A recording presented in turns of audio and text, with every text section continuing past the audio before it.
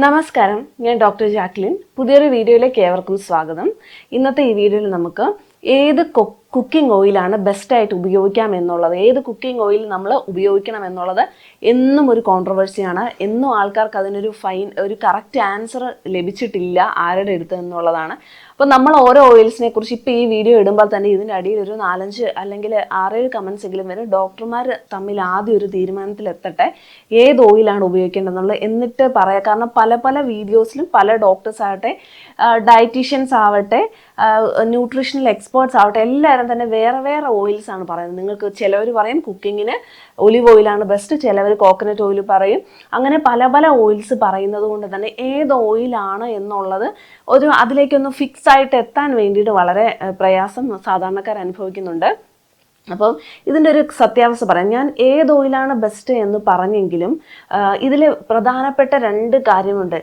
ഏത് ഓയിലാണെങ്കിലും അത് എത്ര ക്വാണ്ടിറ്റി, എത്ര അളവ് നമ്മൾ എടുക്കുന്നു എന്നുള്ളതിലും ആ ഓയിലിൻ്റെ ക്വാളിറ്റി എന്താണെന്നുള്ളതിലുമാണ് അതിൻ്റെ ഇമ്പോർട്ടൻസ് ഉള്ളത്. കാരണം എല്ലാ ഓയിലും നല്ലതാണല്ലോ, എല്ലാം നാച്ചുറലി ഡിറൈവ് ചെയ്യുന്നതാണല്ലോ. പക്ഷേ അത് നമ്മുടെ കയ്യിലേക്ക് കിട്ടുമ്പോൾ അതിൻ്റെ ക്വാണ്ടിറ്റി മെയിൻറ്റെയിൻ ചെയ്തിട്ടാണോ അല്ലെങ്കിൽ യഥാർത്ഥ ക്വാളിറ്റിയിലാണോ വരുന്നതെന്നും, അതുപോലെ നമ്മൾ കൺസ്യൂം ചെയ്യുമ്പോൾ അതിൻ്റെ ക്വാണ്ടിറ്റി മെയിൻറ്റെയിൻ ചെയ്യുന്നുണ്ടോ എന്ന് നോക്കിയിട്ടാണ്. എത്ര നല്ല എണ്ണയാണെങ്കിലും കൂടുതൽ നമ്മൾ ഉപയോഗിച്ച് കഴിഞ്ഞാൽ നമുക്ക് പ്രശ്നം വരും. അപ്പോൾ എത്ര എണ്ണ ഉപയോഗിക്കണം ഒരു ദിവസം ഒരാൾക്ക് ഉപയോഗിക്കാനുള്ള ഒരു പെർമിറ്റഡ് ലിമിറ്റ് എത്രയാണെന്നുള്ളത് ചില ആൾക്കാരുടെ ഡൗട്ടാണ്. അതിന് വേണ്ടിയിട്ട് പറയുന്നതെന്ന് വെച്ചിട്ടുണ്ടെങ്കിൽ 500 ml 500 ml per month per person ആണ്. ഒരാൾക്ക് 1/2 ലിറ്റർ ഒരു മാസം ഉപയോഗിക്കുക. അങ്ങനെ നമ്മൾ ഏകദേശം കണക്ക് കൂട്ടി നോക്കിയാൽ ഒരു 15 ml പെർ ഡേ ആണ്.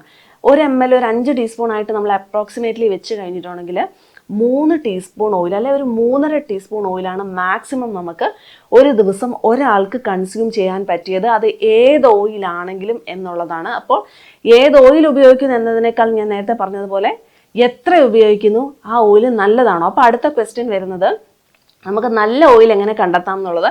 അത് വളരെ ഡിഫിക്കൽട്ടാണ്. നമ്മളിപ്പോൾ ഒരു പാക്ഡ് ഓയിലാണ് വരുന്നെങ്കിൽ നമുക്ക് ആ കമ്പനിയിൽ ചെന്ന് നോക്കിയിട്ട് ഉറപ്പുവരുത്താൻ പറ്റില്ല നമുക്ക് പിന്നെ ഇത് നല്ല ഓയിലാണെന്നുള്ളത്.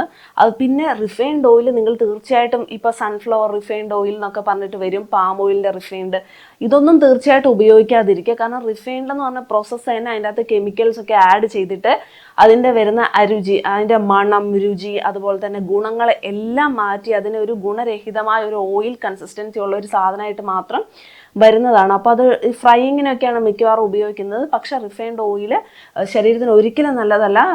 നമ്മളെ ബാഡ് കൊളസ്ട്രോൾ കൂടാൻ വേണ്ടിയിട്ട് കാരണമാവുകയും ഹാർട്ട് ഡിസീസ് ഉണ്ടാകും, ആർട്ടറിയോസ്ക്ലെറോസിസ് എന്നൊക്കെ പറഞ്ഞിട്ട് ആർട്ടറീസിൻ്റെ അസുഖങ്ങളിലേക്കൊക്കെ പോകാനുള്ള സാധ്യതയുണ്ട്. ഹെൽത്തി ഫാറ്റ് അല്ല.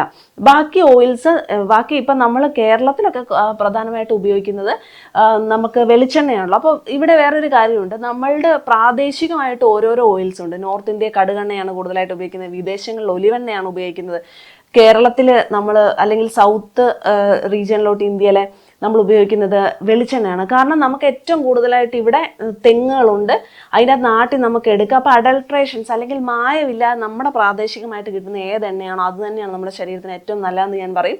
വിദേശത്ത് ഒലിവ്സ് ഉണ്ട് ഇഷ്ടം പോലെ, അവർക്ക് അത് അഡൾട്രേഷൻസോ മായോ ഇല്ലാതെ കിട്ടും. അപ്പോൾ വിദേശത്ത് നിന്ന് ഒലിവ് ഓയിൽ വളരെ ബെസ്റ്റ് ഓയിലാണ്. പക്ഷേ നമുക്ക് വിദേശത്ത് നിന്ന് ഇന്ത്യയിലേക്ക് വന്നു കഴിയുമ്പോഴത്തേക്കും അറിയാലോ അതിൻ്റെ അകത്ത് ചേരുന്ന മായങ്ങളും അല്ലെങ്കിൽ അത് എന്തൊക്കെ രീതിയിൽ മോശമായിട്ടാണ് നമ്മുടെ അടുത്ത് എത്തുന്നതെന്ന് നമുക്ക് അറിയാൻ വേണ്ടിയിട്ട് പറ്റത്തില്ല.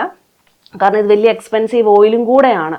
അപ്പോൾ തീർച്ചയായിട്ടും ഇത്ര മനസ്സിലാക്കിയാൽ മതി, നമ്മൾ ഏത് പ്രദേശത്താണോ ജീവിക്കുന്നത് ആ പ്രദേശത്ത് കിട്ടുന്ന ഓയിൽസ് നമ്മൾ വളരെ കുറഞ്ഞ ക്വാണ്ടിറ്റിയിൽ നല്ല ഓയിൽസ് ഉപയോഗിക്കുകയാണെങ്കിൽ ഏറ്റവും നല്ലതാണ്. പിന്നെ പേഴ്സണലി ഞാൻ പറയുകയാണെങ്കിൽ എൻ്റെ ഒരു പേഴ്സണൽ അഭിപ്രായത്തിൽ നമുക്ക് വെളിച്ചെണ്ണ തന്നെ ഉപയോഗിക്കുന്നതാണ് നല്ലത്. അതുപോലെ തന്നെ നമുക്ക് കടുകെണ്ണയും ഉപയോഗിക്കാം കേട്ടോ. കടുകെണ്ണയും നല്ലതാണ്, നല്ലെണ്ണയും നല്ലതാണ്. ഇത്രയും എണ്ണകളാണ് ഞാൻ കുക്ക് ചെയ്യാൻ വേണ്ടിയിട്ട് ഉപയോഗിക്കാൻ പറയുന്നത്. ഒലിവ് ഓയിലൊക്കെ നല്ലതാണ്, പക്ഷേ ഈ പറഞ്ഞ പോലെ നമുക്ക് കേരളത്തിൽ നല്ലത് ഇപ്പോൾ പുറത്തുനിന്നൊക്കെ കൊണ്ടുവരുവാണെങ്കിൽ ഓക്കെയാണ്. നമുക്ക് ആട്ടിയെടുക്കുന്നത് നമ്മളെ കൺമുന്നിൽ കണ്ടില്ലെങ്കിൽ ഈ പറഞ്ഞതുപോലെ പലതരം മായങ്ങളും ഇതിൻ്റെ അകത്ത് ആഡ് ചെയ്യും. പക്ഷേ ഏറ്റവും നല്ലൊരു കുക്കിംഗ് ഓയിൽ അല്ലെങ്കിൽ കുക്കിംഗ് ഓയിലിൻ്റെ മീഡിയം ഏതാണെന്ന് ഒരു ആയുർവേദ ഡോക്ടർ എന്ന നിലയിൽ എന്നോട് ചോദിച്ചിട്ടുണ്ടെങ്കിൽ ഞാൻ പറയും അത് നെയ്യാണ് എന്നുള്ളതാണ്. അപ്പം കുറേ ആൾക്കാർക്ക് ഡൗട്ട്, ദിവസം നെയ്യിൽ കുക്ക് ചെയ്ത് ഇല്ല. നേരത്തെ ഞാൻ പറഞ്ഞതുപോലെ തന്നെ ഒരു 15 ഗ്രാം നെയ്യാണ് നിങ്ങൾ ദിവസവും കഴിക്കുന്നതെങ്കിൽ നിങ്ങൾക്ക് യാതൊരുവിധ പ്രശ്നങ്ങളും വരത്തില്ല. അത് ഈ ഓരോരോ എണ്ണ കമ്പനികളുടെ ഓരോ ഹിഡൻ അജണ്ടയൊക്കെ മൂലം നെയ്യ് വളരെ തള്ളപ്പെട്ടു പോയി, അല്ലെങ്കിൽ അതിന് ബാഡ് എഫക്ട്സ് ഉണ്ടെന്ന് പറയപ്പെടുന്നതാണ്. പക്ഷെ അങ്ങനെയല്ല. ഈ പറഞ്ഞ ക്വാണ്ടിറ്റിയിൽ നെയ്യ് ഉപയോഗിക്കുകയാണെങ്കിൽ നിങ്ങൾക്ക് ഏറ്റവും നല്ല നെയ്യാണ്. പക്ഷെ പ്രശ്നം ഇവിടെ വേറൊന്നാണ്, നെയ്യും ഈ പറഞ്ഞതിന് ഈ എണ്ണകളെക്കാളൊക്കെ എക്സ്പെൻസീവ് ആണ്.